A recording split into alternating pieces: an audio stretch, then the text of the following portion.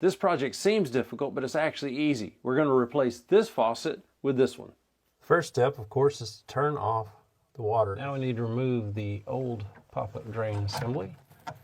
Take that off. We've already loosened this nut a little bit. All right, we'll remove these supply lines. You might need some pliers to get it started and keep up with which one of these is hot and which one is cold. Now remove these retaining nuts. You may need pliers to get them started, but they should be only hand tight.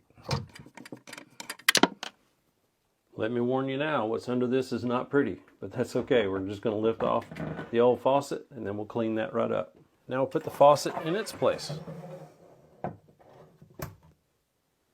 So get someone to hold the faucet in the right place and then install these retaining nuts.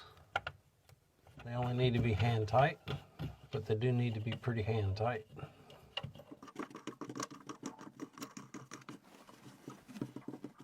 Now it's time to reattach our supply lines.